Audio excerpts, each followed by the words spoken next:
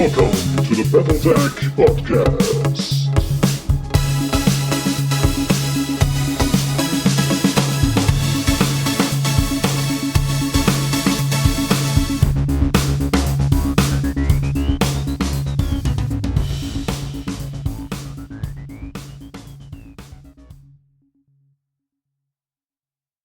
Hallo und willkommen zur neuesten Folge vom Battlepod. Heute live von der PhoenixCon und mit mir ist einmal der Jan von der PhoenixCon. Hallo Jan. Hi. Und der Meldrik. Hallo Meldrik. Hallo. Und dann unser Special Guest Randall. Hallo Randall. Hallo. So, wir werden das Interview auf Englisch führen. Dementsprechend ist der Rest, der folgt, auf Englisch. Ich wünsche euch ganz viel Spaß und bis später. So, Randall. For the people in Germany or all over the world, who are you? So I'm Randall Bills. I'm currently the creative director for Catalyst Game Labs, who currently publishes the Battletech game. I have been working on Battletech for a very long time now, and playing Battletech for even longer.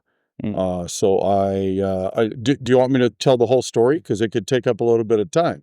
I'm fine telling the story, but tell us the special interesting stuff.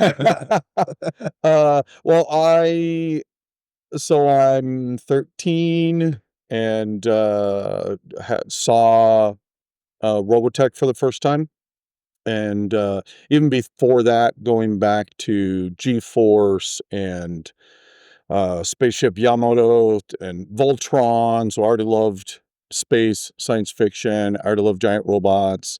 I saw Robotech and my mind was just blown. We recorded it on VCR tapes and I just endlessly rewatched it. And then I was at a game store. And at that time, in the US, there weren't really game stores. It was a hobby store that had like model trains, remote controlled airplanes, and then in a little tiny corner was a couple of game books. And I saw the Battletech. Actually, the first thing I saw was the Fox's Teeth adventure pack. Oh, okay. With that totally torn up mech that even today you can't quite tell what it is. It might be a Shadowhawk, it might not. Yeah. You're not sure. And I'm like, does that look like Robotech? I wasn't sure. And then like a week later, I was at another place and saw the second edition box. And I'm immediately like, oh, why is this? This is Robotech. Like it's got the STF symbol right on the leg. But it was called Battletech. And so I took me a month to buy it because I was doing a paper route because I'm like 13 at the time. It was a fair amount of money to buy at the time. And we raced over with my friends on bikes. We bought it. I got home. We immediately tore through the rules, played it totally wrong. But I played it once and that was it. I never can go back. So I've been playing it for almost 40 years now. At 39 years. And then fast forward 10 years and I've been playing it that entire time, loving it to death. We, just like you're doing here, we were running local conventions, running Battletech. I was living in Phoenix, Mesa, Tempe, Arizona, the southwest part of the United States, running local game conventions there. And Brian Neistel, who was the Battletech line developer at the time, was brought out as a guest, just like I'm here. And he was walking around with technical readout 3057 under his arm, and it hadn't been released yet. And so I remember all of us trying to like figure out how we could steal it without stealing it, because I wasn't gonna steal, but can I just look at it? Yeah. And we had a great old time, and I had made a variant of the Succession Wars board game. So the Succession Wars is a large scale board, used a whole bunch of old school chits that you would put on the counters you'd put on it. We played it all the time. Every convention we would play it till sunup Saturday night.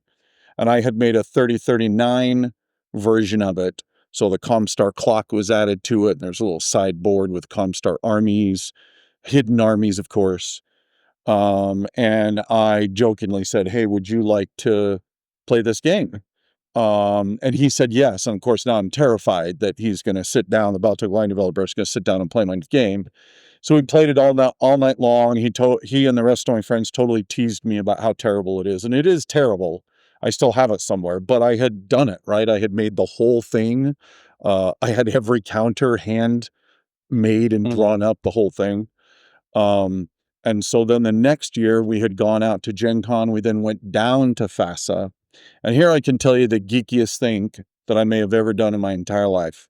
So we're at the FASA offices, and I'm trying to say to myself, I need to be calm. I need to be cool. And we walk in, and of course, it's the FASA offices, right? This is where the magic happens. These are all these people that are creatives and doing these great things. And come to find out, so this is 95. And so the Clan Homeworlds maps had not been published yet. And and Brian Neistel had a hand-drawn version of it up in his cubicle. And so we were literally distracting him so one of our friends could draw it onto his hand so that we could sneak out this crucial data that no one had ever seen before in Battletech. And so then right after that, FASA started to say, you know what, I think we need a line developer or an assistant line developer, somebody that could help all three lines. So at that time, it was Battletech, Shadowrun, and Earth Dawn.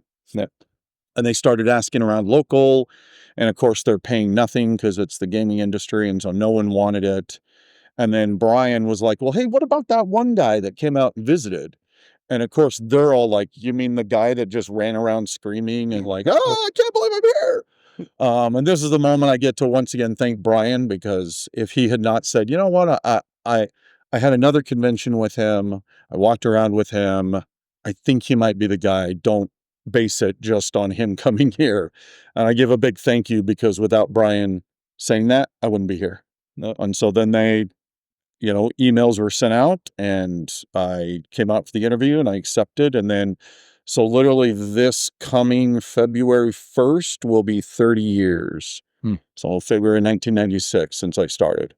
And then I've just kind of followed it everywhere it goes.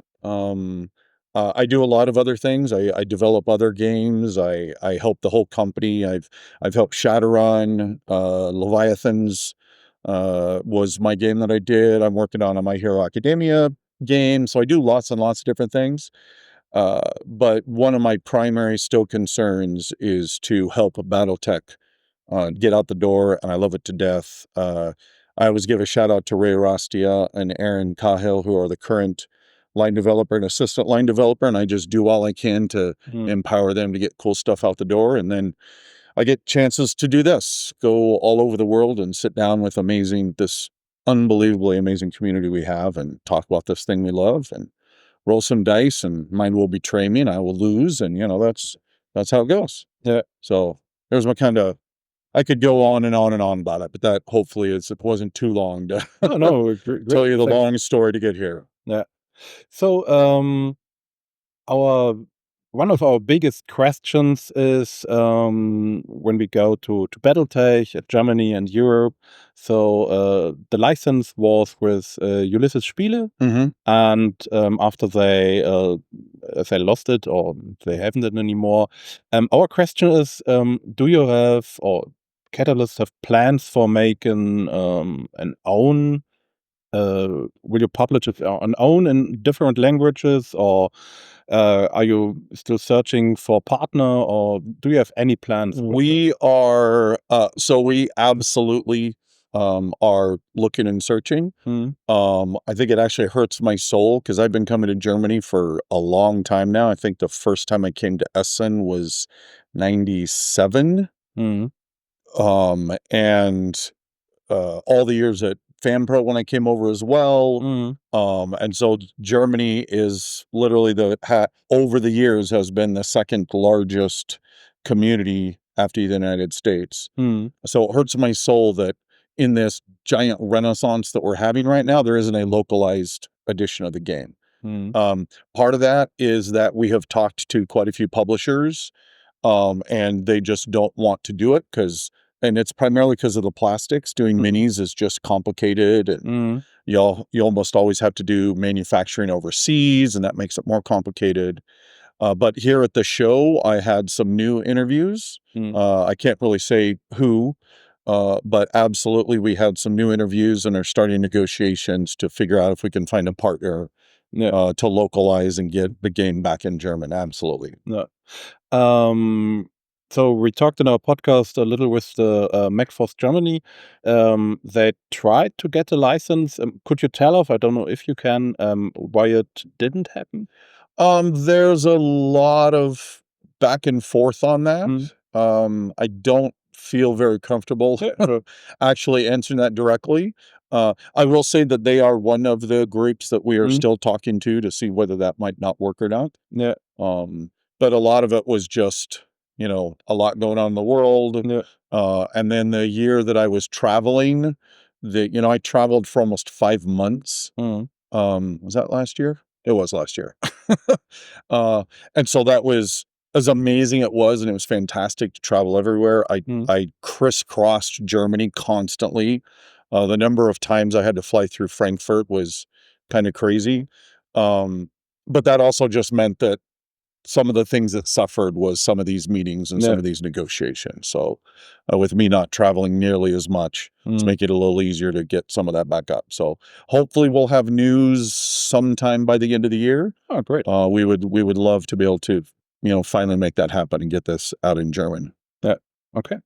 We're thrilled. Yeah. So, Meldrick, do you have a question? Yeah, actually, I have written down some. Had some. It was quite a surprise to me to actually join this interview, so it was not that much time to figure out questions. But that seems like a lot of questions. Well, just showing up. That's when I start saying. The first thing that came to mind was when we were talking downstairs. There is kind of an official app for Alpha Strike, I think, right now. And I would like to hear your thoughts on what is the future of how is it going to continue, the app business, everything, and how does an app become an official app? I'm asking for a friend. Well, we are always first, I guess, answering on the back end first, we're always willing to sit down and talk with people, right? I'm always willing to take an email. Sometimes it can take a while because we're all just incredibly busy. But we're always willing to talk, look at something. The presentation you did was fantastic. I would love to take further. It's part of why I want to see it in action, because there's some really cool possibilities there. I will say that the digital side is probably our weakest side of things. That's why it often just takes longer for us to do those projects and get them out the door, because we're often outsourcing that. That's not something we can do ourselves. We don't have that skill set. And when we've attempted to do it, it hasn't happened very well. And so, yeah, every time you see one of the Shadow and Dice Roller apps, or the Battletech Alpha Strike app, that's always done in coordination with another company. Often, people come to us and say, hey, we would love to do this because they're seeing that Battletech is exploding. Hey, this is great. We totally want to be a part of it. And then you start showing them what it will take to make an app that will work for Battletech, and nearly all of them will, slowly back out the door, just because the sheer complexity and the hundreds and hundreds of pieces of equipment and how it all is put together, the dozens of types of units, the thousands upon thousands of variants. And so it always ends up being a little more complex than anyone coming to the table expects it to be. So we continue to work. We're hoping to still provide that support for the Alpha Strike app. In fact, I believe I just saw an email that there's another batch of the sheets that are being generated to put into it. So we do want to support it. It just doesn't get nearly the support perhaps that the community may not, or the community may want, just because it's always done outside of ourselves. And so then we have to connect into that and help make it happen. Yeah. As a follow-up for that, as a developer of an app myself, I'm always wondering how changes would come about. For example, if most of the apps that I know, and the one I developed as well, is depending heavily on the master unit list, obviously, because we cannot keep all the data ourselves. That's too much. And it's a very logical thing to rely on one central database. Yeah. Now there's talk in the internet about master unit list 2.0. Yeah. And everyone is wondering, when will it come? What will it do? How will it look like? And nobody knows anything really substantial about So the master unit list is nearly done. I've been saying that for a while, but part of that was just, I don't want to get into specifics, but there was just a lot of real life crap that happened. I don't know any other way to say that for the people involved in that were working on it, from some floods that destroyed houses of some of the developers that were working on it, to it was unbelievable. So every snake eyes that can be rolled for the upgrade of this has happened. We are getting and even now we're now running into some server issues. We're one of the last ones that came out, that out of nowhere the server's having problems, and then trying to update. I could go on and on, but it is happening. It primarily, it's twofold. One is that the current was just made many, many, many years ago, and so it is painfully slow. And so part of it is just rebuilding it from scratch so that it's just incredibly fast. It can be, accessed from anything from a mobile device to a laptop to a table, and have it be really quick. It is the force builders that are provided in it work a lot better. There's a force builder in the one right now, but it's kind of finicky. Every time I'm building one, I almost have to open up multiple tabs to keep trying to go back and track things appropriately. So the force builder has been extensively expanded. The thing that I'm actually most excited about is that the classic record sheets are all incorporated into it. So just like now, where I can go up and build my force and then hit print, and it'll immediately PDF out all of the Alpha Strike cards and then print from there, it'll do the exact same thing for the classic record sheets. Yeah. So there's which even I'm excited, because every time I want to run a game at my local store, to then get the record sheets, I have a whole separate set of PDFs that then I have to go hunting through, and okay, where was that one variant? So I totally get how annoying that is, and that I think is one of the most exciting aspects of the 2.0, is just that you'll have them all at your fingertips, all built right into build the force, print them out right from there. Another follow-up on that, if I may. Yeah, of course. I'm asking for all the developers out there. The point is that all the apps that are developed against the interface of the master unit list. So you're requesting a list and you get it back in a JSON form. Mm-hmm. And every developer I know would like to know if that format is going to change, because then you have to change everything. That is a level of detail that I don't know, but email me and then I can go talk to the guy who's heading that up, and I can get that response for you. But off the top of my head, it's just a level that I don't know and I don't need to know, so they don't tell me. Is that George? Is that still George? No. No, okay. Yeah. That might explain why I didn't answer my mails. Yeah. Okay. Yeah, so again, feel free to drop me an email. Please wait a few days. Yeah, all right. It's not I need to get home, relax for a day, uncurl from the fetal position, get into emails. But I'm happy to dig that information up. I just got to go talk to the person who's leading that up.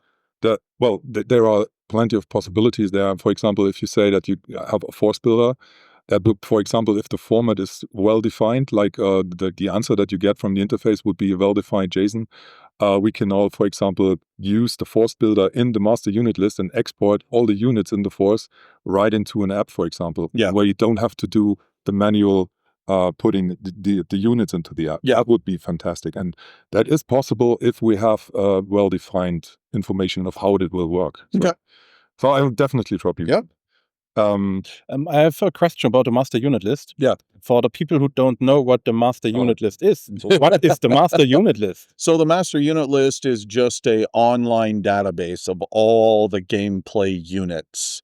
And if you type in the Atlas, maybe that, or the Warhammer's the first thing you know, it's going to bring up an illustration right out of one of the technical readouts. It's then going to have a line data for every single variant. And some of these mechs have, 12, 18, 25 different variants that exist. And it'll have, tonnage, battle value, all the basic data that you need as you're building your force. Currently right now, if you happen to be playing Alpha Strike, then the Alpha Strike card is right there. You can print it right out. When the 2.0 comes out, then you'll have the classic Battletech sheet that you'll be able to print right out. You can plug it into a force builder. It is the most used bits of data from anyone in the community, and particularly on the Alpha Strike side, because those cards are available. I know anyone involved in Alpha Strike play is using it all the time because it's just the simplest, easiest way to force build to get that data. And so, once it's updated, it's just going to be that much easier to use, that much more having players, whatever they want to do, whatever type of game they want to play. Hopefully that database is being used in a really good way to empower whatever you want to do at your table. No. Okay. Thanks. Yep. So you got another question. Yeah, they keep them coming. Popping up. That's into my mind. what I'm here for. About the master unit list, there was a discussion on the Discord server, and people were wondering. I was wondering. Recently, we have seen colored versions of the artwork for the units, for the mechs, and they are on. If you buy the premium classic record sheets, there are images of the units.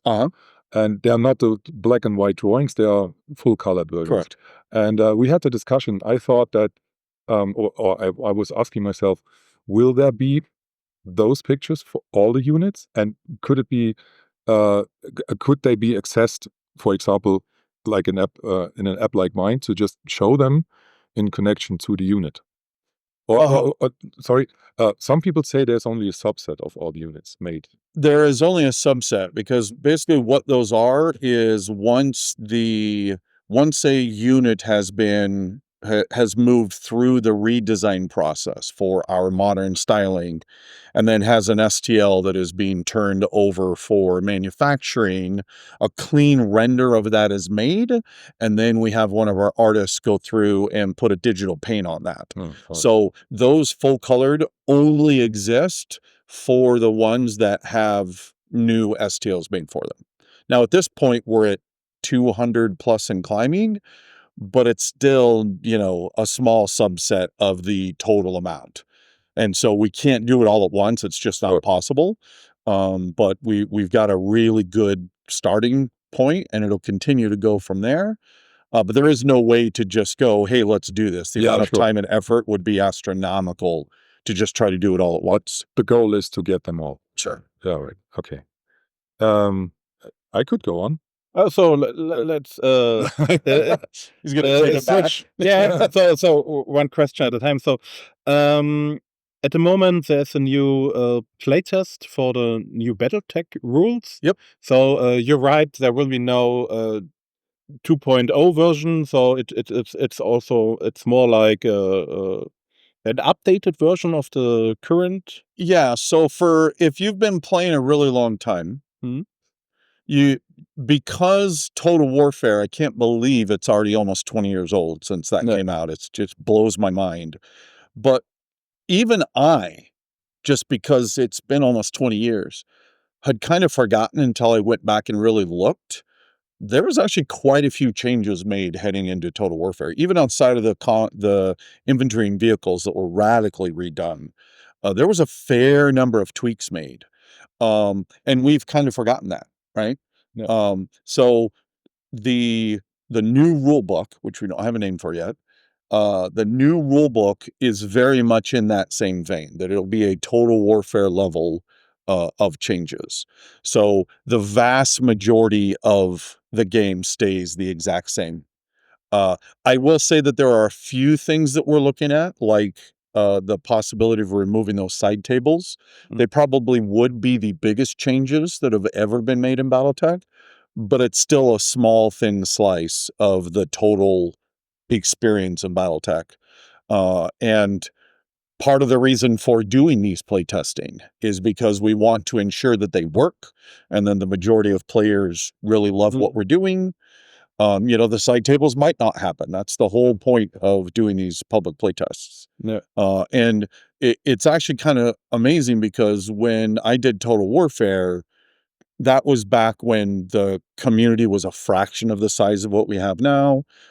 It was all on forums and little subreddits and local playtesting.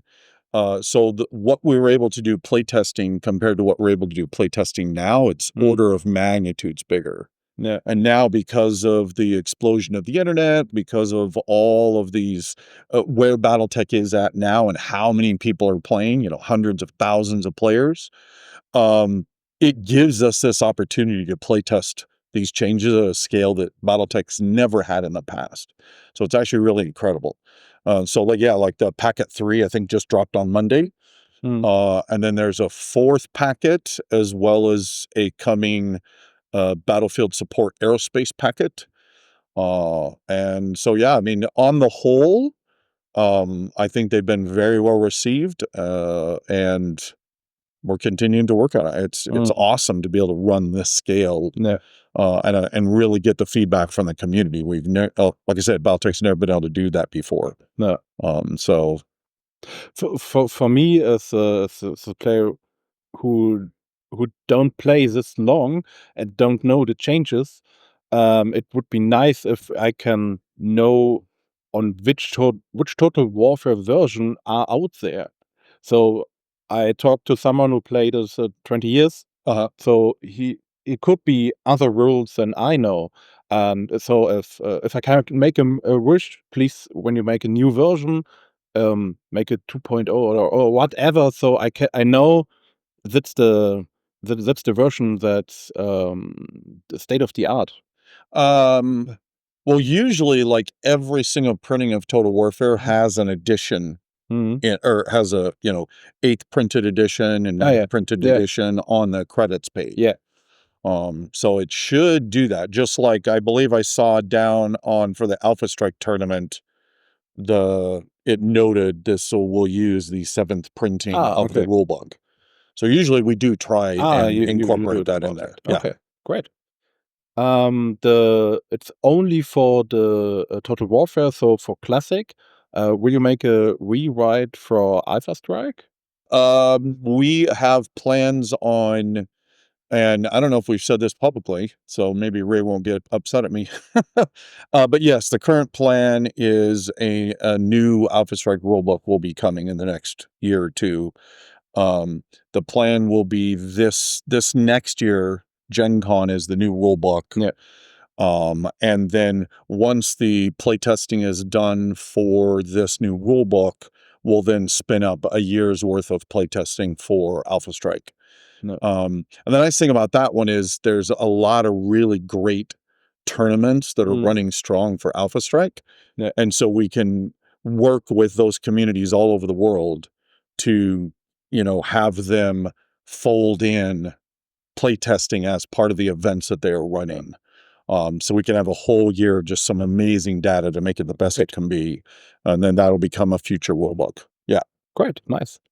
So, yeah. While we talk about the Alpha Strike book, at the last half year I began to play Hinterlands with my community, and we'll play that with Alpha Strike, and it's a real nice book. You had time with the translation to get in it, okay, but it's really streamlined and nice. How would you go forward with this campaign books? Because it's a really short timeline you can play, and do you mean for the Force manuals? Hinterlands. Hinterlands. Oh, Hinterlands. Yes. Yeah, we have another book already being made, Draconis Reach. Hotspots Draconis Reach, which does the same treatment but goes between the House Critter and House Davian border. And then we're just continuing to do that same thing. That the Hinterlands book went over phenomenally well, sold like crazy, which is awesome. A lot of good excitement about that, and so we're just going to continue to do more of those books, allowing you to kind of hop around the inner sphere and choose which sections you want to be in. Yeah. Did that hopefully answer the question? Yeah. When will the next book come? The You couldn't tell us. Draconis Yeah, Reach? yeah. It should be next year. Yeah. Cool. Should be next year. Great. Done, Patrick. Yeah, okay. Coming back to the tool side of things, Okay. do you or what are your thoughts about supporting a streaming community, like for example people who stream on Twitch or on YouTube for tournaments that are done in Alpha Strike or in Classic? Is there How would you see us providing support for that? I don't know, maybe having art packs with logos or anything that can be used to design overlays and stuff like that? And Oh, so just maybe- packages where we would give out a free use these templates. for example, or support them by maybe making them the official streamer for a specific tournament. For example, for the European Championship, it would be a really nice thing if you had a Twitch channel somewhere where you can point everyone who's not able to come here but still want to watch it, and then you can just say, here, this is the official channel. And is there anything, or have you thoughts about that?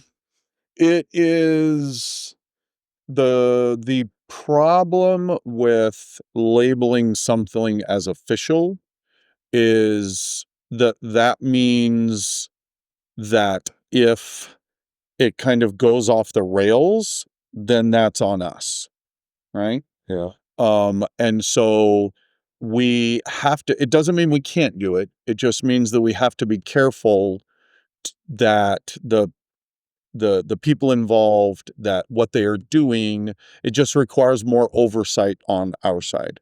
Sure. And so it's more work, it's more time.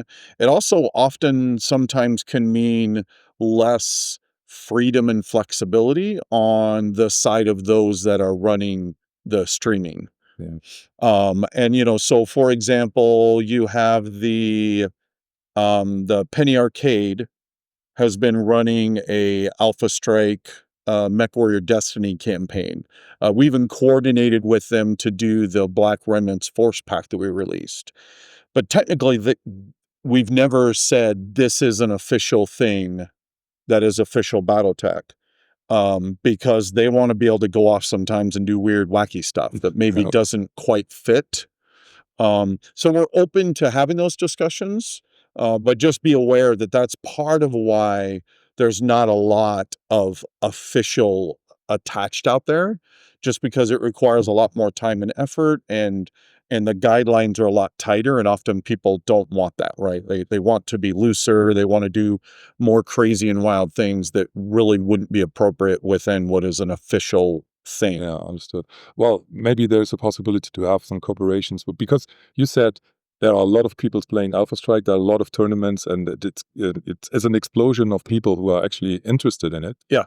And maybe there would be a possibility to do cooperations, maybe not with the official stamp, but just like a cooperation to stream such an championship like this one. Yeah. To show what the community does. Yeah, So it's absolutely. not on you. You only give a window to for the community to show what they does themselves, and others to watch, to get ideas, and Yeah, absolutely. Would be to get in contact. Yeah.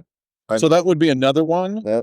I'm probably going to remember this anyways, but put that in an email and I can take that over to our events coordinator, and see, is there a way to kind of thread that needle? Meaning it's not necessarily us creating a whole bunch of official support, but instead you're coming to us and then we're simply boosting the signal, right? We're just making all of the communities aware, hey, they're doing this event. Yeah. You guys may want to just watch this. I'm I actually not think a that's- streamer, so it's not yeah. for me. But Oh no, I was sure. just- It's I was just thinking, for example, when we have the official, no, sorry, again that word. If there's the European Alpha Strike Championship or Classic, that would be perfect if there would be a stream. Yeah. Of someone who is commenting on it. Yeah. And you being here having a commentary on it. Yeah. On the stream, that would be kind of an official touch because you're here. Yeah. And still, it would be a personal thing of the streamer who's doing it. Yeah. So something like that would Yeah. be awesome, I think. Absolutely. We can take a look at that. I have no problem having that discussion and seeing what we might be able to work out. Cool. Great. So, my next question is, is there planning for new computer games, PC games like Battletech von HBS, or we know that PGI, MechWarrior 5 Mercenaries, Clans, they are working still on it. So, are there plans for other games? I'm not aware, as far as I'm aware, the only ones continuing to work on the computer games are PGI. They did that drop yet? They had a new expansion, the Ghost Bear expansion, which I think is out. Yes. And then had they announced? I know they're working on another one. I can't quite remember if they announced I think that it or one is not. also out already. Is it already out? Yeah, I think so. Yeah, Which they made a new for the Mercenaries. Shadow of Kerensky. Yeah, Shadows of Kerensky. Yeah. I know. I'm not going to say what it is because I don't think they've announced it yet, and I don't have the right to. I can announce our stuff all I want if I want to. They are working on another expansion after that, so they're continuing to do that. That I'm aware, no one else is working on other computer games. I'm actually incredibly grateful that that PGI is still doing a great job. Yeah. I loved the clans. I just thought it was fantastically done. Voice acting was great. Yeah. In fact, me and my team, my son and his friends had played through it, and we were just talking about. If there was one small critique, I wish it had been a little more difficult. But when you're trying to get Hohiro off before they on Edo, that was a fantastic mission. It was great to see it. But outside of that, it's nothing else is going on. But we're all here for the long haul. And it always comes in cycles. There was a good 10 to 15 years where absolutely nothing was happening. Yeah. And then suddenly PGI came along. Well, let me be clear, MechWarrior Online was there the whole time, but there wasn't a lot going on, right? It was that one style. Yeah. And then suddenly MechWarrior 5 comes out, so you got MechWarrior Online, you've got MechWarrior 5 and all those expansions, and PGI's Battletech game was just phenomenal. Yeah. So yeah, we don't have any say in that because that part of the license we have no control over whatsoever. They were usually really good at trying to work together. So the team at Piranha does a fantastic job of coming to Ray and the team and saying, hey, here's the lore that we want to do. What do you think? And then we comment on it. But we just don't have any ability to go, I would love to, press play and get another Battletech version. Or my dream would be to have Stellaris meets Europa Universalis, right? Like some crazy Succession Wars style game. That would be, I could lose a month of my life, I think, to play that. But yeah, so I'm not aware of anything else going on, but again, very grateful Piranha is still giving us some really cool expansions. At this point, more for the fun, when did you know anything when we will get the Battletech movie or the Netflix series? Oh, that's complicated. Well, the first answer is, once again, that's part of the license that we don't own. So for those who are actually curious, almost any long-lasting IP, it gets complicated, right? Parts of it get sold and cut up. So in, I think it was 99, FASA Interactive Technologies, which was a company that Jordan and Ross had made as sister companies to FASA to make games, and that was sold, or to make computer games, that was sold off to Microsoft. So Microsoft owns the electronic gaming rights to everything Battletech and Shadowrun related, and they still own it to this day. The movie rights then are currently owned by a company called Tornante, and that was, you know, because it was owned by Topps, and then the license Topps was WizKids, then Topps. It's now owned by Fanatics. It's this whole complicated skein. So ultimately, we have no say or input on anything like that. I myself have read, I think, 3 different movie treatments, one of which was actually pretty good, and it went nowhere. That being said, the reason why it's never happened, and this is me putting together a supposition. I don't know, but I think my supposition is really accurate, which is Hollywood likes to be able to sign one thing, and they like to then have it all, right? Yeah. And with the contract divided up amongst multiple companies, that makes it complicated, and lawyers don't like complicated. And I think that's one of the biggest parts. Could you ever get it all unified together? Once again, I don't know if that's possible, because companies at the scale of Microsoft, they never sell anything off. They don't need to. It's better to just sit on it and not let somebody else make money off of it, unfortunately. So I would love to see that. Once again, I've talked with like 2 or 3 Netflix executives, and we've talked about that both Battletech and Shadow would make amazing animated series or movies, whatever you want. There's so much. And there's so much, and it doesn't happen. And so the only consolation, because of course, who doesn't want an amazing Battletech movie, right? The only consolation I have is that it's always a terrible roll of the dice of whether it will actually be good or not. And instead we might get, you know, the Halo TV series, which was terrible beyond belief. Or anything that happened to Star Wars. Yeah, exactly. Right. So there, well, so I would argue not, boy, we could fall down that rabbit hole. I think there is a few amazing pieces of new Star Wars work. Like I think Andor is phenomenal. There's a whole pile of Yes. just awful stuff, right? And so that's always the gamble. And so really, of course, I still want the movie badly, but I console myself with the fact, yeah, but it could be terrible.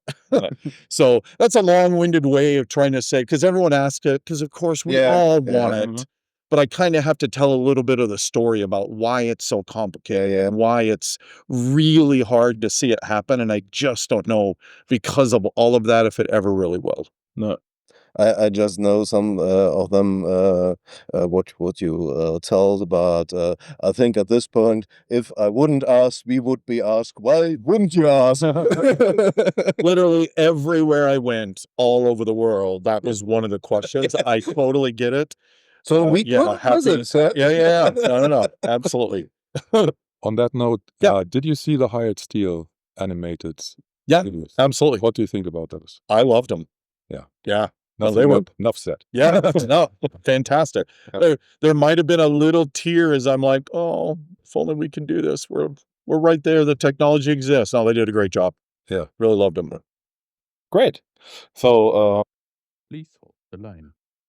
Hello and welcome back. Our device, the card was full, so I saved what we talked now, and I make new batteries in, and we have a clean memory card. I just take another look because I don't trust my device. Yeah, so it looks fine. So my question was, in the US, after 75 years, the copyright and not the copyright is gone, and but Microsoft, like, or the other company, still hold the license. And do you know how long it will be till the 75 years are over? Well, I mean, we just celebrated 40 years, so okay. 35 more. But yeah, there's a difference between the ownership of the copyright and then the protection of the copyright. Yeah. And at the end of 75 years, unless you have interesting ways to kick the can further downstream and get yourself a couple more years, it then falls into common usage. And anyone can then be able to use it. Yeah. I mean, I guess I could live to be that old, but who knows? Luckily, that is far future me's problem. And Yeah. so for now, we'll just have to deal with the fact that Microsoft owns that and Tornante owns the movie and television rights, and we'll just keep making and having awesome tabletop games. Yeah. We all hope that Catalyst will gather all the license back together, but That would be a dream. yeah. It'd just be a dream. All right. You have another question. Yeah. I wanted to ask you about something I was wondering about for a couple of years, actually. It is obvious that it is an accepted fact that fans are using a lot of assets from Battletech, like pictures, like, faction logos and Mac pictures and everything for creating websites and maybe things like this. Can you talk about that? Is there a problem in any way concerning copyright stuff or anything that comes to mind for you about that? It's as always, it's a little complicated. The copyright laws in the US, they tend to work in a way that if you are aware that somebody is violating the copyright, then you must pursue that copyright. And you must protect it. So it kind of forces you to be proactive. And so there are other companies in our industry. They're, shall we say, known for being much more strident in trying to stop people from doing that. I try really hard, Catalyst tries hard not to go that far. If you look at the example of, say, Lucasfilm and Disney, there was a good decade or more when they'd sue everyone under the sun the second somebody put a website up. And they finally came around to a point where, unless you're trying to make money off of it, or you're just being really terrible with how you're using it, the strength that the community gives to each other through the use of that, those type of images in websites and paraphernalia for conventions and merch and all that it's far better for the community to be able to do that. And so, it's very rare that we come out and have to tell somebody you can't do that. It's really the dividing line is, I'm going to do this and then I'm going to start making money off of it. I'm going to start making money off of it. Then we need to look at, well, either you can't do that or you have to have a license to be able to do that. Outside of that, if you're just making it for yourself, then you're all good. It's not going to be a problem about it. I'm sure a lot of people like that answer. Because I know a lot of people who do like fan web pages of a specific clan or for a specific faction, and they use tons of images and stuff. Yep. And again, we, by the absolute letter of the law, we probably shouldn't allow that. But again, we believe strongly in how much that allows the community to feel enmeshed and empowered to be a part of it and help others be a part of it. And so it's just really important to figure out a way to draw a careful line, and push it way up next to that line for us, which is you can't make money off of it unless you're an official license. Yeah. And if you're out on that other side, then awesome, go to town, make fun stuff. That's great. It helps to keep the community alive. Absolutely. Yeah, I've been wondering because I had a website up and I was always wondering, is that kind of legal what I'm doing here? Because I do not own any of the license, copyright or whatever. But I have the feeling that many people in the community just are testing the waters, nothing happens, and then they continue doing it because it's, it helps the community, and that's fun. Understood. Okay, that's a good answer. I like that. Okay, I have two more. Okay, then I will have a small one. There's an alternative Battletech rule set. Also, it was known as Destiny. I just forgot the new name. MechWarriors? No, he's Never talking heard of about it, yes. Override. Override. Yeah, Destiny Override. Do you know it? I vaguely know that name. Do you know who made it? From the Cobalt. Oh, okay. Yes. Yeah. Yes. So they make the small child of Total Warfare and Alpha Strike. And my question is, do you think or do you ever planned about it to make it an official third rule book? Or We've thought about it because you will. I have run into people around the world in the tour that I did that are like, Battletech's too much, Alpha Strike's too little. I want to just right in the middle. And so we've had those conversations. And to date, we've kind of felt like it mixes the pot. It mixes things up. It muddles it a little too much if they're too close. No. And right now, we don't seem to have any problem with people playing games, with people grabbing the rule books and the new plastic bottles. So I'm not going to say never, but we don't have any current plans to try to do a middle ground rule set. Okay. Plan. Okay, sorry. Something I wanted to ask also for a very long time. I would be interested in how would you describe the process of developing the main story of Battletech? How does that work? Very chaotic. Usually what ends up happening, and this started way back in mid-facet years, usually what will happen is every 3 to 4 years, all of the line developer along with the top novelists will all get together for a weekend, and everyone will have come in kind of reacquainting themselves to storylines and everything that's gone before. Often the line developer will have developed a whole bunch of plot threads that they want to see happen. And then we literally lock ourselves in some rooms for like 2 straight days of, 12 to 18 hour days sliding pizza under the door. And like the last one we were at, there was maps all over the door. There was probably 200 sticky notes that were constantly, this character being moved into this storyline or into this storyline. And so it's really a kind of a free form brainstorming of all these creative people crafting what we want to see happen. And then coming out of that, the line developer will then generate a big set of documents. Hey, this is what we agreed to. But really that plan then never survives contact with the enemy. Like I would say 60% of that plan will end up being what transpires over the next few years.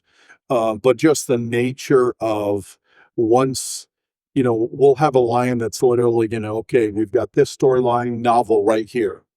And then the novel's written. And when the novel's actually written, some of the things that happen, you're like, oh, this is way cooler because it went a little bit up here and that's going to bridge over here. So that's going to change this whole line. And oh my gosh, that's great. That's a new whole direction that we didn't think of in that meeting. And so you always want to be flexible to allow the novelists to not feel completely shackled, right? Like they're painting within certain lines, but they still get a fair amount of freedom, and that freedom can allow them to create things that suddenly adjust. And so then, once again, 3 or 4 years will go by and you'll do the same thing. We'll all get together and we'll see how much did we shatter and not use at all, and how much can we put back together. And so it's been that way, like I said, since the first one that I'm aware of, I think was in 93 or 94, right before I started. And then in 96, I was at the second one, right after I got hired. And really the reason they had the first one is because they did the Clan Invasion. They did the Blood of Kerensky trilogy. It was awesome. Everyone's having a great time. And they had kind of painted themselves into a corner of, well, then what do we do now? Right? Like, where did we go? And so for those that like were fans reading that material, there was almost a 5-year gap when very little large scale happened. because they had planned the clan invasion. And then once that was done, it actually took them a while to realize, wait a second, we're painted in a corner. How do we get out of that?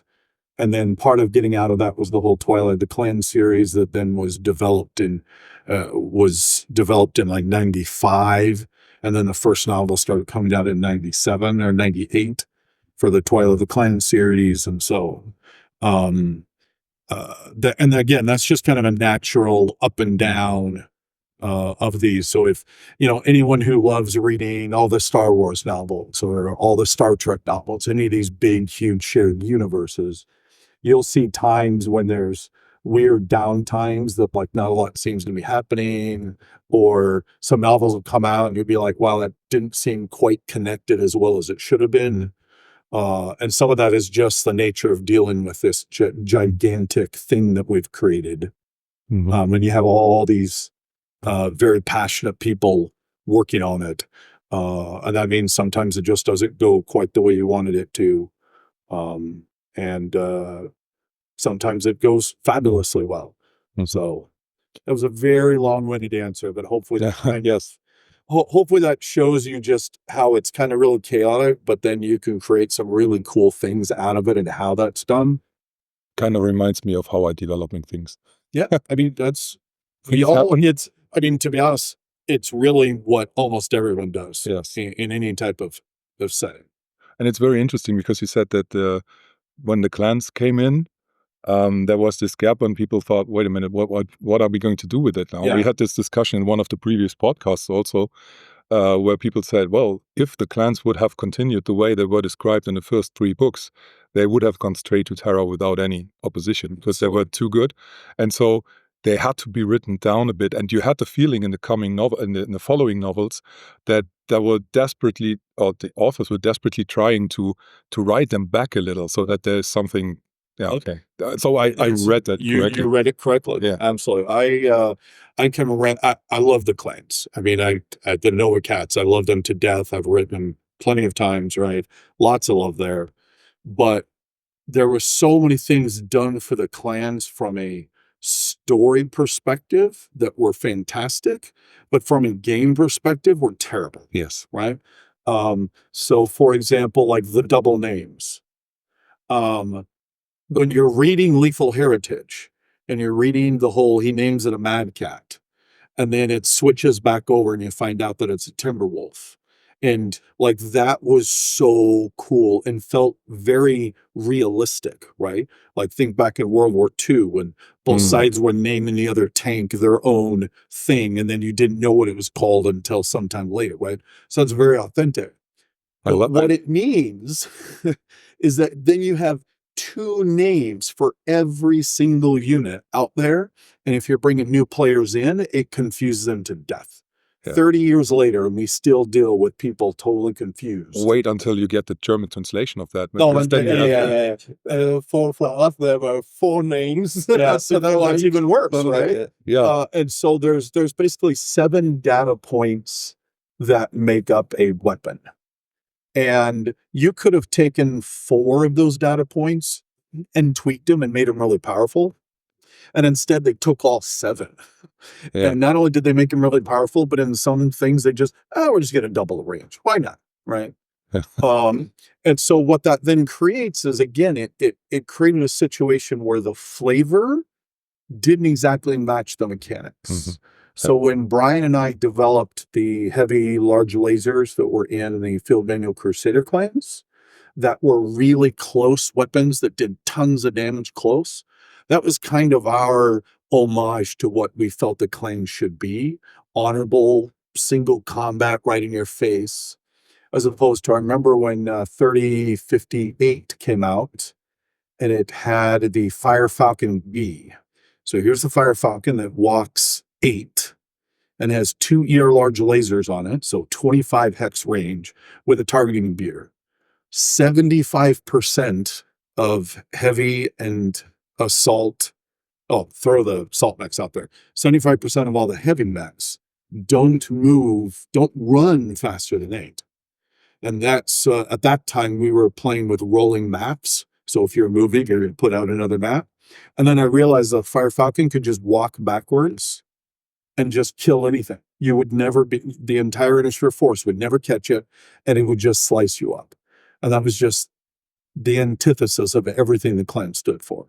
And so there's always been this interesting disconnect between the mechanics side of how it was done and the flavor side that haven't ever really meshed very well, I think, in my head.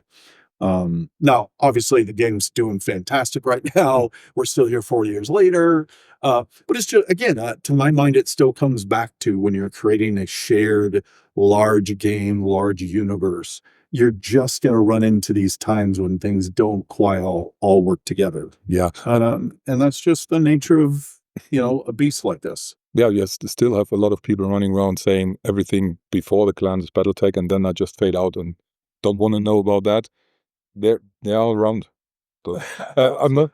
So it's another feeling. Yeah. So I will say, and I have run into that as well. The question I always get. So right after when is a movie ever going to happen? The next question is, what is your favorite mech? And then the next one's, what's your favorite era you like to play in? And luckily, I love it all. Whatever era, it's the era that I throw some dice on the table and am playing.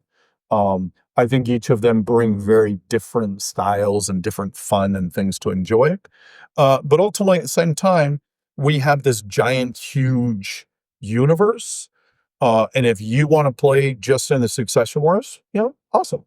There's a million mechs to buy and enjoy. We try and still support that with source books and novels every now and then that touch on these various eras.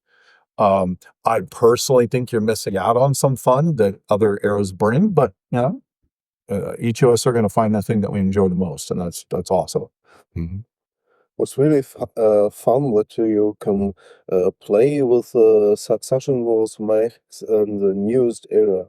I also mostly played Succession Wars. I really liked but the old tin mechs. I mostly liked the Succession Wars designs, and I didn't get into the clan era, and then also because there are so many mechs I didn't really like. That was a point for me. The miniatures that I didn't get into to play, and this changed for me with the new plastic miniatures, and now I start to play in the newest era. And mostly with Alpha Strike, because it shuts the complexity down, and you can play there with your old mechs. Because I went to the European Championship and make my list in this era for Alpha Strike, and I get all my old mechs because I wanted to play with painted mechs, and grab the new variants, and so that was really cool in Battletech that the miniatures could be used. Yeah, you lost some, and there can plenty new, but that's cool. No, that was a huge kudos to Ray, because that was his. Ray Rust is the current Battletech line developer, and he was the one that came up with the idea in the rec guides to make sure that, in addition to the new mechs that always come along, that we're putting modern era variants that exactly match the weapon configurations of the mechs from the Succession Wars and the Clan Invasion. And we have heard that over and over again. The number of people that are now playing in the new era because it felt good that they could take this mech they've had forever and pull this thing over and go, oh, what's this new stuff? And still feel like it invited them into play instead of you must go buy the new thing. And so, huge kudos to Rick for that. Yeah, you saw I bought a lot, but they hardly needs paint. We all have our piles of shame. Yeah. Oh yeah. Or as one of my friends, Jared, he's like, I don't know, piles of opportunity. Yeah. That's much better. Yeah. It's just piles to play with. That's right. It's piles fully win. Will there be new plushies? Yes. Actually, we the company that made the previous ones, it's just been really difficult to try and get new ones out. And there's actually very few companies that make plushies, as many as there's like billions in the world, it feels like. There's just not a lot of companies that do it. But we are absolute negotiations with them. We want to do some clan mechs because I really need a clan plushie. But yeah, those will absolutely be coming. Also the catapult? I can't tell you which mechs yet. I can just tell you that more are coming. Okay. So he will write in his mail that you should do catapult. I really like doing stuff for the convention house, and also I need anytime I need phones. Is there actual Battletech phones like the actual Battletech signing with the A, and there's an old Battletech font that you can find. Oh, I don't think it's an actual font. I think it was created. Yeah. So the Battletech that we're currently using was actually made by Harebrained Schemes for the Battletech game. Yeah. And it was so fantastic that we just took it and adopted it. And I don't believe that is its own unique, its own font that we purchased. It was something that was created. And so you're just asking, could we put out some digital assets that people could use, including that logo? Is that what you're asking? Add that to the email that you're sending to me. I will follow up with the appropriate people. I don't see why we couldn't do that, but I'll need to ask some questions of some people, and we can do that. I built for myself. I built some more letters that looks like the same font. Yeah. To get other words with the same feeling. Yeah. And but it's that's a lot to do. And if there would be a font, it would be great. I will ask. That's a great question. Great. Yeah, I have one last one actually off my list. You know that the people in Battletech are incredibly enthusiastic and they love the whole franchise and everything. And there are a lot of events going on. People organize like cons like this, but also tournaments like 2 versus 2 things, whatever. Also online with MechWarrior Online and different games, not only tabletop. Of course, there are also blood name tournaments. For example, in MechWarrior Online, we organized a couple of those. And there's always this discussion, controversy, no, whatever that word is. When is a blood name a real blood name? Is it official? Is it certified? Can I actually use that name? Or is that a false name or a correct one, an official one, whatever? This discussion is going on forever. Do you have an answer to that? I don't off the top of my head, because I'm not sure. I've recently had that discussion with Ray to see if he has a new set of rules that he applies to that. Add that to the email list. All right. And I will discuss with Ray and see if we can't come up with a definitive answer that we could actually publish and let people know. Because yes, it actually has been messy and chaotic for decades. It seems like you have to make a new meeting to discussing your answers. Oh, that's going to be PhoenixCon next year. And coming along. But I heard something that there are CGL agents that are, certifying those tournaments or the results. I believe that is the case, but once again, that's one step beyond what I really deal with day to day. Okay. And so I can follow up and get those questions answered. All right. Okay. So that was all on my list, actually. Okay, I have a few more. So will you sell mechs already painted in the future? As some we are playing around with doing a full force pack that's all pre-painted. I think we've decided we're going to do that. I'm not exactly sure. But yeah, putting the single pre-paintings in the 4 Star League boxes was just a total experiment to see how it would go. So far, it's gone over wonderfully well. And so, yeah, we want to play around with that. At the same time, we want to be very careful because we know how much the community loves painting. And so, you know, for example, the first 2 mechs that we painted already had those models out. Hmm. And then the last 2 were new models that hadn't been released yet. And so then we're going to release those unpainted models in the near future. So there's always kind of a balance between, there's some people that love to buy the pre-painted, but plenty of people that want to be able to paint. Hmm. And so there's always a balance between those. But absolutely, we're looking at doing a full force pack, all pre-paints, and see what happens. Oh, great. Okay. There was a Battletech era, got the name right, the dark times, where new figures where you can with wheels under the mechs. Was it Dark Times? Dark Age? Dark Age, not Dark Times, Yes. Dark Age. So, are you planning something to do with that, or kind of? No, because all of those, the click base, Yes. and the wheel and all of that is actually copyrighted by WizKids. Mhm. They own that. So then we would have to go and work with them. And so far we just haven't felt the need for that. Again, it seems like we can barely keep up with what we're doing now. Yeah. And unlike some of the previous areas, like the Jahan, the Dark Age was very well covered in novels. So that doesn't mean that every shrapnel almost has a Dark Age story, and we're still touching on the story side. But I don't think we have any desire to go back to have some type of releases with the clip bases at all. Okay. Do you know the Mega Mech, the PC program? Yep. Do you play it? Do you like it? Or I have played it, yes.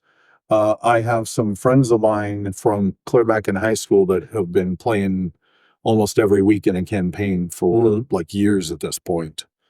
I'm really lucky in that my kids play Battletech, and I have a player group around me, and so whenever I want to play Battletech, it's pretty easy to just sit at the table. But I have used it. It's very cool for what it does, absolutely. Oh, great. So, what is your project in the Battletech universe? What you love the most? Ooh, goodness. I mean, it's a couple of things. One, those meetings where we, lock all of us together in a room for a couple of days, and it's just us bringing all of our passion for this universe, all the creative ideas that we have in our head, and then literally sometimes almost yelling at each other. No, you're wrong. My idea is better. And figuring out how to get through all of that to come out the other side with a really cool story, and being able to look back and see those moments with, the entire Twilight of the Clan series, and then the various eras.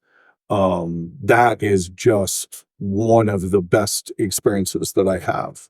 I think another thing that I find really amazing is that, I've been doing this longer than almost anyone else has ever worked on this game. There's a few novelists that are longer than I am, Stackpole, for example. But so far as being on the other side, on the game development side, there's no one that can do as long as I have. And so to still sit here and still be able to do a new thing in the universe that allows players to experience it in a new way, that's incredibly exciting to me. So, for example, when the Battlemech manual was published, the battlefield support rules that are in that, I was able to go in and draft those because I had seen so many players that are like, I love the idea of combined arms, but I just don't want to pull out all the record sheets and all the extra rules for vehicles and infantry. And then basically Alpha Strike showed that you could have all that really well in a combined arms aspect, but they wanted it in a classic Battletech. And so the battlefield support rules were that vision. And then the latest one is actually ACEs, which is there's there's been plenty of RPGs, board game RPGs, like say Gloomhaven, that have an incredibly good AI system that you solely or cooperatively are playing against. There's been a couple of tabletop miniature games that are okay, but there's never been one that's just phenomenal in my mind. And so to be able to bring that experience not only to Battletech, but what might just, you know, talking with pure hyperbole here, might be able to actually change tabletop miniature play completely, as hopefully we're bringing in a whole new crowd of people that have only ever played board games. And I've always wanted to try tabletop miniature games, but it's always pretty intimidating. And because most board games, the most successful board games of the last decade or even 2 decades have all been co-op. No. And so then like versus is icky, which personally I don't understand, because I love slaying my enemies across the table, right? But most people really like the co-op. And so this idea that an incredibly well-crafted AI engine and a co-op play, suddenly we might have a whole pile of board game players playing Battletech, that just blows my mind, right? That just makes me smile. And so 30 years on, I can still be a part of bringing something like that out. That's just magical to me. Actually, there was a Kickstarter not a while ago that they just kickstart this idea. Where what for who? I had to, Okay. to look, but I'll have to go on. yeah, they got small magnets with chips and a camera. You use a camera upside the battlefield, and with the chips they already know where the miniatures are, and then you can move it, and they say it go to this location. So I'll have to hunt that out. I have yet to see a digital merging of tabletop miniature games or war games that really works. Most of them end up just not feeling very good. No. And so then they die. There's been quite a few games that have tried it. It'd be amazing if somebody actually managed to pull it off. So I'll have to go hunt for that. I don't know if they finished it. I just saw the price and said, okay, I want it, but at the moment I don't have the money. And then I forgot about it till now. Yeah, I think ultimately there's nothing inherently bad with trying to create a digital merger into the board games, but I think too often they're missing the point. Like there was a Arkham Horror app, which is, I don't know if you guys have played Arkham Horror. It's a giant board game, and the app just helped you keep track of things. So it actually was pretty useful. I've used it, right? But too often they're trying to replace parts of the board game or the tabletop miniature experience that is the whole reason I'm at the table, right? Don't take my dice away from me. Like the physiological, like, rubbing the dice and hearing them hit the table, that's part of why we're here, right? Don't take that away. And so too often they remove what is part of the whole reason why we play these games. And when you do that, I think is when they fail. That's what you sometimes has the feeling or a reaction from players who plays Mega Mech. They say, "Oh, the rolling of the dice was so bad and so hard." And then I said, "Did you mention our last board game? Well, just our last Battletech round. What happened there? There was so absolute much stories about worse or lucky dices. It comes also when you play it on the board. But on Mega Mech you play much faster, and you get more of this incomes in a shorter time. I think that's stranges the feelings, but it's nothing so different. It's sometimes feels. Well, it's really fascinating because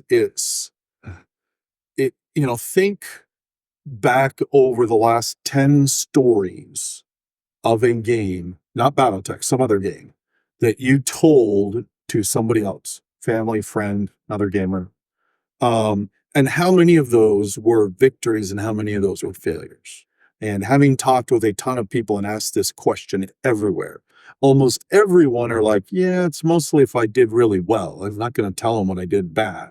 And I'm like, okay, now switch that to Battletech. And how many times do you share a story and it's actually in the crazy defeat that you most often tell the story? And most of the time it's in the crazy defeat. And it's actually one of the things that makes, I think, Battletech really unique in that it tells a story every time you roll the dice. And often the best stories that you love are those unbelievable defeats, right? You walk on and the crazy BB straight into the Atlas with the floating crit, 3 engines dead, first turn, right? And any other game, right? They're like flipping the table, they're stomping away. And don't get me wrong, we all can get a little mad at Battletech, but most of the time we're just laughing our heads off and then telling that story over and over again, right? And that's just kind of amazing to me that there's something about that shared story that happens when rolling dice in Battletech, which is why it's, 4 years later and I'm sitting here in Germany talking to you guys about this, because it's just phenomenal. And the way it builds communities and has us all being here together. No. I don't know if you know Descent 2, the latest version of the Descent board game. Yeah. They made an companion app. Yeah. And we played it, and it was really nice because it don't take anything away and only add the part more infos digital. Yeah. But I have everything on the board. My miniatures, the enemies, the trees, everything. And I think they did a really good job to add the extra so that you can play a co-op and don't have a dungeon master like a decent one. Yeah, absolutely. That can be made to work. Yeah. But again, that's still not a tabletop miniature game. I'm not sure I've ever seen a tabletop miniature game bring the digital side in a way that actually works. And maybe someday somebody will figure it out. But there's something about just moving the models and pulling your string or the laser out, right? It's just such a visceral feeling that you want the physicality. If I'm playing digital, I can go play Skyrim all the time, or in this case, everybody seems about Battletech. Yeah. Okay. One other point. Yeah. How do you play city maps? How do I play city maps? When you use Battletech, go you strict with the hexes? So a building has a full hex, or we use it sometimes, but we make the watch lines the buildings are painted on the maps, fritted on the maps. I've done it every which way. It's almost like the combined arms that I was just talking about with Battle Force. I love the idea of playing on Battletech maps with buildings.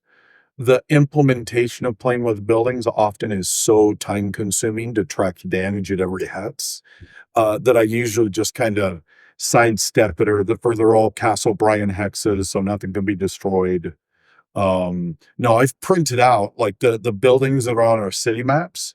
I have giant tubs filled with those ridiculously giant buildings, and you put it down there and it looks awesome. But to actually interact with them and blow hexes up and stuff, it's one of the parts that is just really hard to do. Yeah. And the point was, how did you use the line of sight? You have also two options. You can set only the building, like it's printed, blocks a line of sight, or the full hex. Oh, sorry.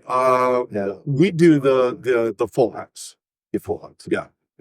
Because if you do only the building, my reasoning is, well, then why are you not doing that for tree hexes? And so for me, it's like it's considered to be filled the hex, and that's part of the little idiosyncratic parts of Battletech. Okay. The size of the miniatures, are they now especially the size between the mechs, are they now the real different size, or do you plan something that the Atlas is much, much bigger than the Locust or something? No, when we were doing these new plastics that came out starting in 2018, I think, a lot of time and effort went into locking down, this is what the size is, this is what the scale, and doing the sizes all the way up at each tonnage. And then as each one comes out, it's carefully slotted in, like they'll do the dimensions and the volumetrics, and then even when all of that's done and the STL is done, and we'll then drop it in between the mechs where it's supposed to be in a set of renders of the mechs, just as one final look to go, no, I think it needs to be just a little bigger, a little smaller. So no, a lot of effort goes into trying to scale those exactly right. Oh, great. I've got two more questions from my co-hosts. One is when you do the next law meeting, it would be nice if you make the German podcast Battlepod something in game. Keep that in mind. Yeah, he will write it in the mail.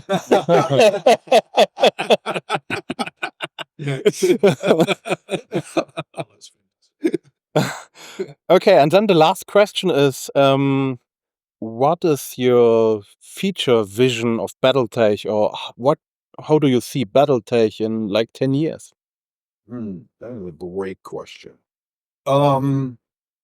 So at the when we launched the Mercenaries Kickstarter at Adepticon 18 months ago, 18 months, 24?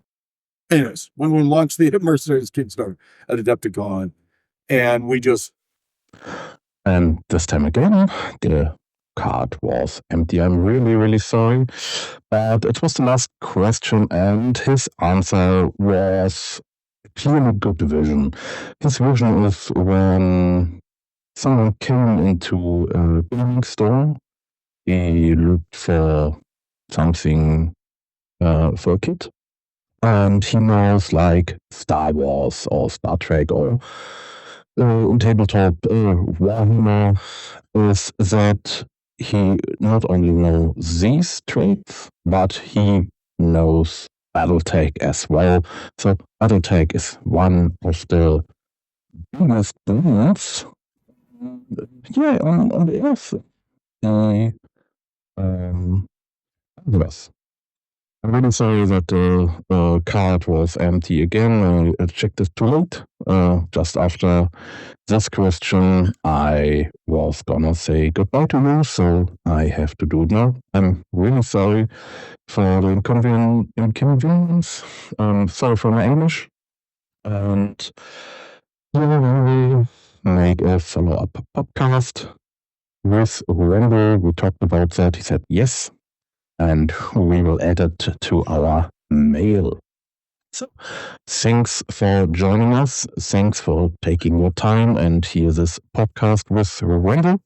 If you have any questions or something else, just tell us and we'll see what we can do. So, have a good night, have a good day and evening, and till next time. And now something in German. So, ich hoffe, es hat euch gefallen. Es tut mir leid, dass die SD-Karte leider schon wieder leer war. Die ist 30 Sekunden später oder eine Minute später was mitbekommen habe. Jetzt hätten wir das dann danach aufgezeichnet. Sah aber ganz gut aus. Auf jeden Fall, es war ein sehr schönes Gespräch mit Randall. Insgesamt die PhoenixCon war auch schön. Da würden wir aber noch eine extra Folge drüber machen. Fragen, Wünsche, Anregungen, ganz normal, könnt ihr euch uns wieder zukommen lassen. Ansonsten noch eine Info, wir hatten jetzt leider ein paar technische Probleme auf der Website. Die sollten jetzt gelöst worden sein. Ich danke euch alle für die Aufmerksamkeit, für eure Zeit, die ihr genommen habt. Falls ihr sagt, okay, hier, ihr wollt noch was in den Hut werfen, dass wir uns ein besseres Mikrofon für außen holen können, als das, was wir jetzt benutzt haben, oder auch für den einen oder anderen von uns ein neues Mikrofon besorgen können, gerne Patreon, Steady oder uns auch so anschreiben. Ich danke euch alle für die Aufmerksamkeit und bis zum nächsten Mal.